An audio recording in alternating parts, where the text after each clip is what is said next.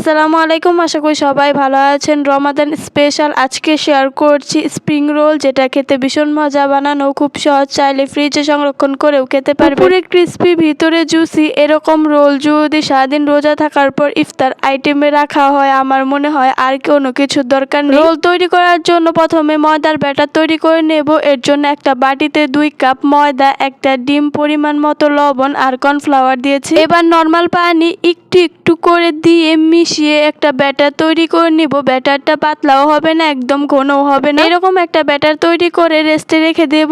এবার রোল বানানোর জন্য মেন উপকরণ পুরটা তৈরি করে নিব। পুর তৈরি করার জন্য কড়াইতে দিয়ে দিচ্ছি পেঁয়াজ কুচি, মরিচ কুচি, তারপর দিয়ে দিচ্ছি তেল, কিছুটা আস্ত জিরা দিয়ে দিচ্ছি, এরপর দিয়ে দিচ্ছি পরিমাণ মতো লবণ, মরিচের গুঁড়া, হলুদের গুঁড়া, ধনিয়া গুঁড়া। এবার দিয়ে দিয়েছি আগে থেকে কেটে রাখা গাজর কুচি আর পাতাকপি কুচি। যেহেতু আমরা নিজেরাই খাবো তাই চিকেন দিয়েছি। চিকেনটা আগে আমি লবণ দিয়ে সিদ্ধ করে নিয়েছিলাম, এরপর কাঁটা চামচের সাহায্যে ঝুরঝুরা করে নিয়েছি। চিকেন দেওয়ার পর এখানে আদা, রসুন আর জিরা বাটা দিয়ে দিয়েছি, সবটাই একসাথে বেটে নিয়েছিলাম। এবার দিয়ে দিচ্ছি সসটা দিয়ে ভালোভাবে নেড়ে চেড়ে মিশিয়ে ঢাকনা দিয়ে ঢেকে দেবো। কিছুটা সময় জাল করে পুরটা একদম ভাজা ভাজা করে নামিয়ে নিব। এবার ময়দার শীট বানাবো, এর জন্য চুলায় দিয়ে দিচ্ছি একটা তাওয়া। আমরা সবসময় যে তাওয়াতে রুটি ভাজি ওরকম একটা তাওয়া নিয়েছি। তাওয়াতে আমি তেল ব্রাশ করে 2 চামচ ময়দার ব্যাটার দিয়ে দিচ্ছি, এরপর তাওয়া ঘুরিয়ে গোল করে নিচ্ছি আর 2 মিনিট অপেক্ষা করছি। 2 মিনিট পর এমনি হয়ে যাবে। তারপর একদম হাত দিয়ে তুলে নিচ্ছি, একটু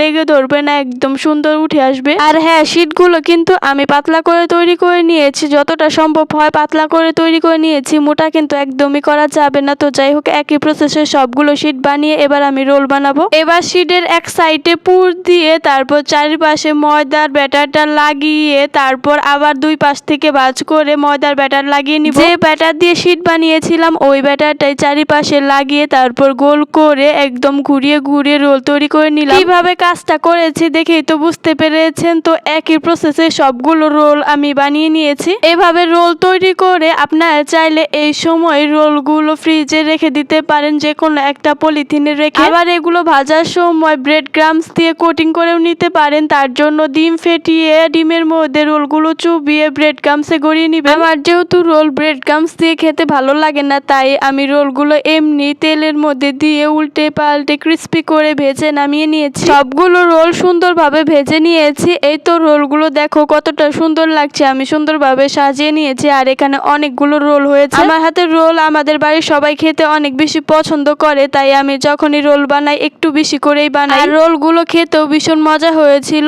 আমি রোলটা ভেঙেও দেখিয়ে দিচ্ছি, একদম পারফেক্ট ভাবে হয়েছে। আপনারা অবশ্যই রমাদানে একবার হলেও ট্রাই করবেন। ভিডিওটি এ পর্যন্ত, টাটা।